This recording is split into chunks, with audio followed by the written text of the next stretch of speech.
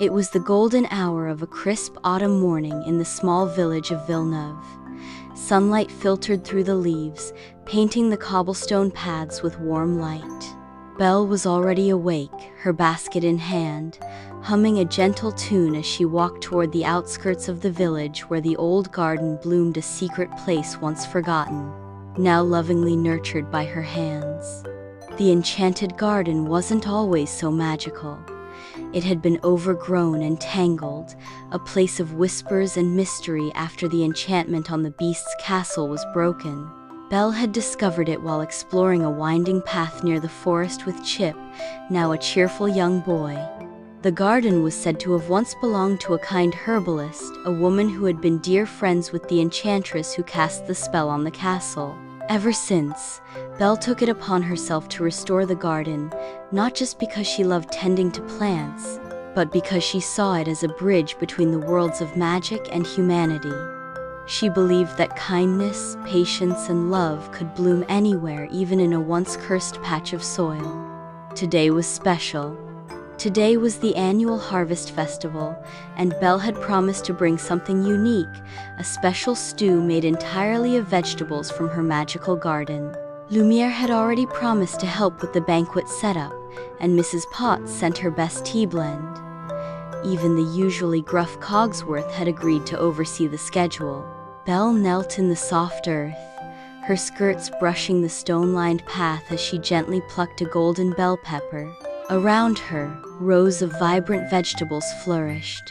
Ruby, red tomatoes, curling green beans, carrots with leafy tops, and plump chili peppers glowing like little flames. She could swear some of the chili peppers even gave off a tiny, magical warmth. "Beautiful," Belle whispered, placing the pepper into her woven basket. "You'll go perfectly in the stew." As she reached for a bunch of basil that shimmered faintly in the light, she heard a rustle nearby.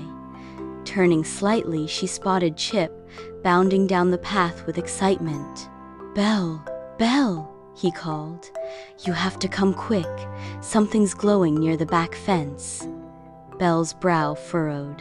While some plants in the garden had magical traces, it was rare for anything to suddenly appear glowing.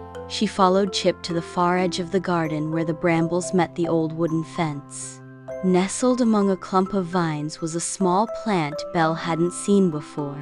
It had golden leaves and a single, shining bloom, a flower shaped like a tiny star.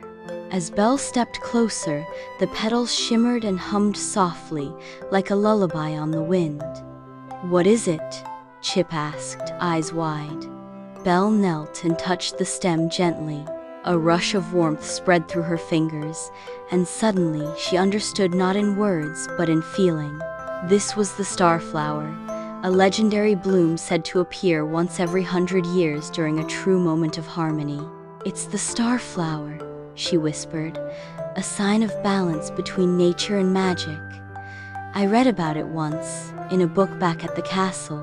Just then, a soft breeze rustled through the garden, and Belle smiled. It felt like the garden was alive, like it had chosen to gift her something extraordinary. Later that afternoon, the village square buzzed with excitement. Children ran with ribbons, music played from a fiddle, and colorful banners fluttered overhead. Long wooden tables were set with pies, pastries, roasted vegetables, and Belle's prized dish, the Starflower harvest stew. As the villagers tasted her creation, their faces lit with delight. The stew had a warmth that filled the heart, not just in flavor but in feeling. It tasted like a story, like home. Even old Gaston, who now ran a humble bakery and was far more polite than before, couldn't stop praising the dish. "Belle," said Maurice, her father, beaming proudly, "you've brought life to more than just a garden today." That evening, as lanterns twinkled like stars above the square, Belle stood at the edge of the festival, looking toward the distant woods. Prince Adam, the former beast, now her beloved husband, approached and wrapped a shawl around her shoulders. "You've created something incredible," he said softly. "It's not just me," Belle replied. It's the garden, the village, the magic that's still with us. Maybe it never left. Adam nodded, smiling. You've always believed in the beauty of what others overlook. That's your gift, Belle. She turned to him, eyes bright. And that's what I want to teach. That with love, patience, and a little curiosity, even the forgotten can bloom again.